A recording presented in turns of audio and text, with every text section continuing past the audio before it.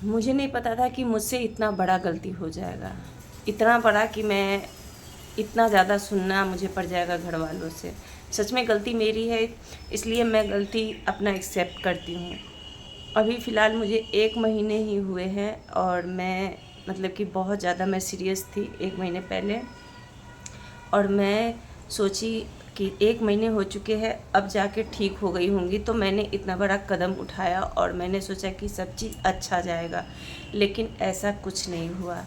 तो स्वागत है मेरे इस चैनल में आपको, और आप लोगों से बस यही रिक्वेस्ट है, तो प्लीज़ आप लोग वीडियो को पूरा देखिए और लाइक, सब्सक्राइब और फॉलो करके जाइए, और कम से कम शेयर भी करना, ताकि मैं भी आप लोगों के साथ अच्छे से आगे बढ़ सकूं और आप लोगों को अच्छे अच्छे कंटेंट दिखा सकूं। तो गाइज़, मैं नहीं जानती थी कि मुझसे इतनी बड़ी गलती हो जाएगी, कि उस गलती को बहुत ज़्यादा मतलब कि गलती के कारण मुझे बहुत ज़्यादा सुनना पड़ जाएगा। सच में वो गलती के कारण मुझे सुनने का हक़ है, क्योंकि मैंने वो गलती की है। अभी फ़िलहाल में ही मुझे 1 महीने हुए हैं और मैं बहुत ज़्यादा सीरियस थी, जो कि मुझे खून पानी सब चढ़ाना पड़ा, और मेरी अंदर से जो अभी भी मांसपेशियाँ, खून, हड्डी जो भी है, वो रिपेयर नहीं हो पाई है सही से। बहुत ज़्यादा मैं मतलब कि भर्ती थी, इसीलिए बहुत ज़्यादा तबीयत ख़राब था। और मैं अभी फ़िलहाल 1 महीने ही हुए हैं, 1 महीने से कुछ दिन बेसी हुए होंगे, और मैं बोलबम जाने के लिए तैयार हो गई। बहुत ज़्यादा मतलब कि परेशान हो गई थी। मैंने सोचा अब मैं जाके ठीक हूँ तो अब मैं बोलबम जा सकती हूँ, क्योंकि मैं बहुत सालों से जा रही हूँ। तो मैं चली गई बोलबम। उस टाइम मेरे पति भी मुझे कुछ नहीं बोल पाए, क्योंकि उन्होंने जाना कि मैं इसे बोलूँगी तो ये भी मानेगी नहीं, ये फिर भी जाएगी, इसलिए उन्होंने कुछ नहीं बोला। और मैंने सोचा कि हो जाएगा, मतलब कि बहुत सारे लोग रहेंगे साथ में तो अच्छे से जाएंगे, अच्छे से आ जाएंगे। लेकिन ये गलतफहमी मेरी बोलबम जाने के बाद हुई दूर, कि नहीं, किसी का साथ होना नहीं होता है, अपना शरीर होना बहुत ज़्यादा ज़रूरी होता है। तो मैं शुक्रवार को गई और वहाँ गई बहुत अच्छे से, लेकिन वहाँ घाट पे जाते ही इतना ज़्यादा पानी का फिसलन था, कादो था, कि वहाँ मेरा पैर थोड़ा सा मतलब नस चढ़ गया, मुँह चुक गया मेरे पैर का। तो मैं क्या करूँ, मुझे नहीं समझ में आई थी कि हाँ ये हो सकती है गलती। और मैंने सोचा कि चलते चलते ठीक हो जाएगी, लेकिन नहीं, ऐसा कुछ नहीं था। मेरी ये गलतफहमी थी कि हाँ चलते चलते कोई भी बीमारी ठीक नहीं होती है, वो ज़्यादा और बढ़ जाती है। उस टाइम बहुत थोड़ा था, इसलिए मुझे उतना समझ में नहीं आया। लेकिन बाद में चलते चलते चलते जब मैं तकरीबन इतना ज़्यादा तबीयत हो गया ख़राब, की सर्दी भी हो गई बहुत ज़्यादा, तो इतना ज़्यादा तबीयत ख़राब हो गया कि मैं क्या ही बताऊँ। ज़्यादा नहीं, मुझे लगता है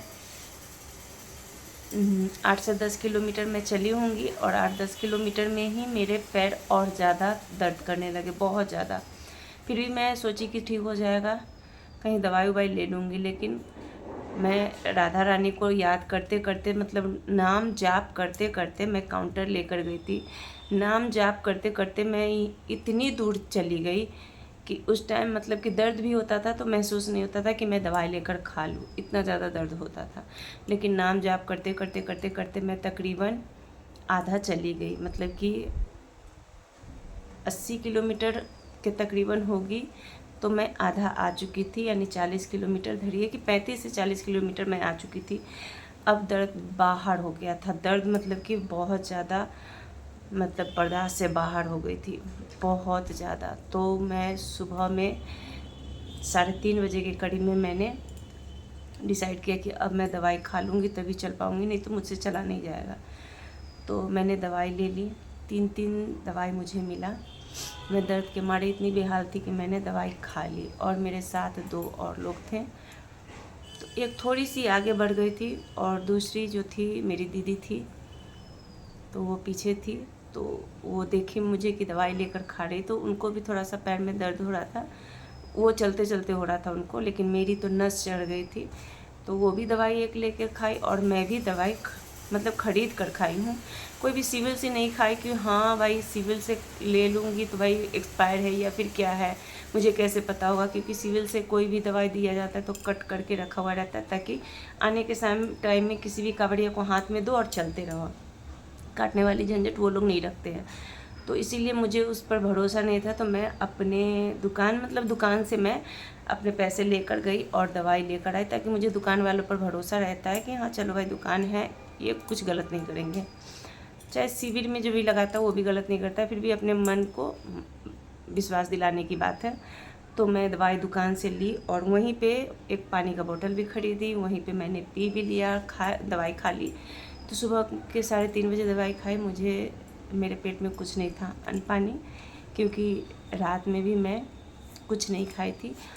थोड़ा सा हल्का नाश्ता किया था, चना और मतलब क्या कहता है अनार का दाना था, जो कि थोड़ा सा नाश्ता किया था। क्योंकि जब आप कावड़ उठाओगे ना तो आपको सबसे ज़्यादा प्रॉब्लम ये चीज़ की हो जाएगी कि अगर मैं कुछ भी खा लेती हूँ तो चाहे कुछ भी पी लेती हूँ तो वॉशरूम जाने का सबसे बड़ा टेंशन हो जाता है, बहुत बड़ा टेंशन, कि यहाँ वॉशरूम कहीं मिलेगा नहीं, लोग जाएंगे कहाँ, फिर वॉशरूम जाने के बाद नहाना होता है।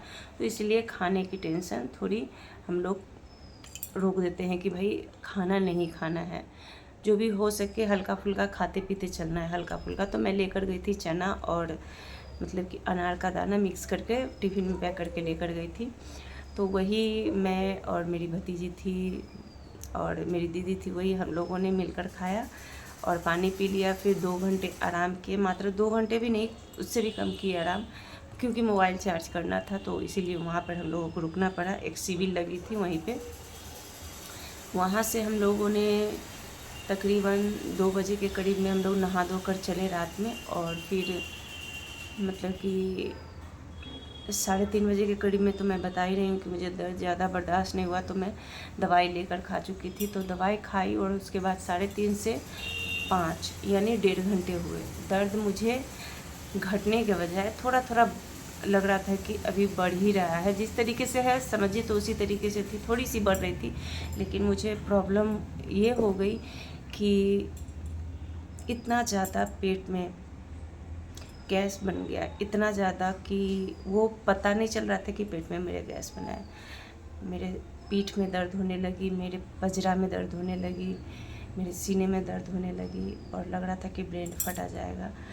तो इतना ज़्यादा दर्द कि बर्दाश्त से फालतू हो गया। तब मैं, मेरी पीछे ही दीदी थी 10 कदम पीछे, बस मैं बैठ गई रोड पे और मैं दीदी को बोलने लगी कि दीदी मुझे बर्दाश्त नहीं होगा, और बोलते बोलते मैं बेहोश हो गई और बेहोश हो गई तो मेरा जो जल कावड़ जो था मेरे पीठ पे था वो ज़मीन पे गिर गया, वो सट गई ज़मीन पे। तो मतलब मेरा बोलबम की जो तीर्थ यात्रा थी वो तो वहीं पे ख़त्म हो गई, टूट गई। तो मैंने सोचा कि अब तो कुछ नहीं हो पाएगा, और दर्द के मारे मैं बेहोश हो गई।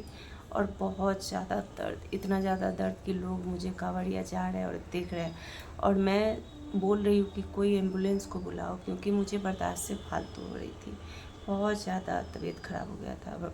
एम्बुलेंस भी वहाँ पे नहीं दिखी कि तकरीबन आधे पौन घंटे तक एम्बुलेंस नज़र नहीं आई। तब जाके दर्द बहुत ज़्यादा हो रहा था। उतना ही देर में मतलब कि छटपट सब करने लगे। मेरी दीदी मुझसे फ़ोन लेकर मुझसे नंबर ज़बरदस्ती पूछी, मैंने किसी तरीके से पिन कोड मैंने दिया, वो खोली, और फिर मेरे हस्बैंड को कॉल आया, मेरे बेटे को कॉल आया। तो फिर यहाँ से लोग गए और 2 चक्का मतलब 4 चक्का 4 व्हीलर लेके, और फिर मुझे वहाँ से वो लोग लेकर आए। और इतना स्थिति खराब था कि मैं बता नहीं सकती कि मैं कितना ज़्यादा अपने आप को उस टाइम के लिए शर्मिंदा महसूस कर रही हूँ, कि मैं अगर जानती कि मेरी इतना ज़्यादा हालत ख़राब हो जाता तो मैं सच में नहीं आती। क्योंकि एक तीर्थ करने के लिए मुझे बहुत लोगों को परेशान करना पड़ा, इसकी गिल्ट है। बहुत पैसे भी मेरे पीछे बर्बाद हो चुके हैं, इसका भी गिल्ट है। क्योंकि मुझे समझना चाहिए था कि हाँ अभी तकरीबन 1 ही महीने हुए हैं मुझे तबीयत गड़बड़ हुए, लेकिन फिर भी मैंने ज़बरदस्ती यहाँ से बोलबम जाने की जिद की और मुझे जाना पड़ा, क्योंकि मैं सोचती थी कि मैं ठीक हूँ अपने आप को। तो ये गलती आप लोग नहीं करो, इसलिए मैंने ये वीडियो बनाई कि अगर आप लोग मेरी तरह कभी, भगवान ना करे कि कुछ हो, अगर सोचोगे ना कि हाँ 1 महीने, 1.5 महीने, 2 महीने में रिकवर हो जाती है बॉडी, तो ऐसा कुछ नहीं है। ऐसा कुछ नहीं है कि हाँ बॉडी रिकवर हो जाती है ज़्यादा सीरियस होने पर, क्योंकि मैं बहुत ज़्यादा सीरियस थी।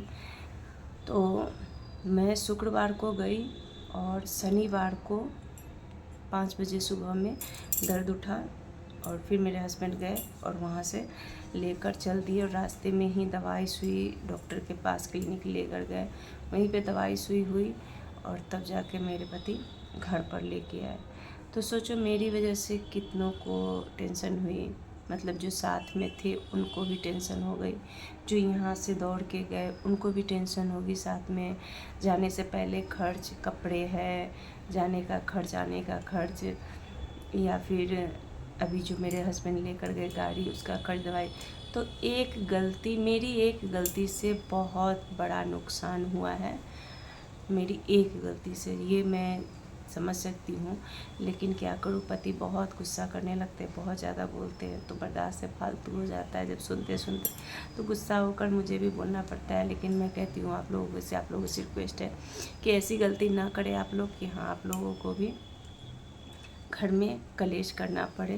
तो मैं चाहती हूँ कि अगर मैंने 2-3 वीडियो बनाई थी बोलबम की तो डाली है, और दूसरे के बाद, मतलब कि दूसरे दिन के बाद मैं वीडियो नहीं डाल रही हूँ, तो मेरे जो जितने भी सब्सक्राइबर्स हैं, जितने भी लोग देख रहे होंगे, वो सोच रहे होंगे कि हाँ ये बोलबम का अब वीडियो क्यों नहीं डाल रही। तो इसीलिए मैंने सोचा कि एक वीडियो बनाकर आप लोगों को दिखा देती हूँ, डाल देती हूँ, पोस्ट कर देती हूँ, ताकि आप लोगों को पता चल जाए कि मेरी जो यात्रा है सो वो टूट गई है।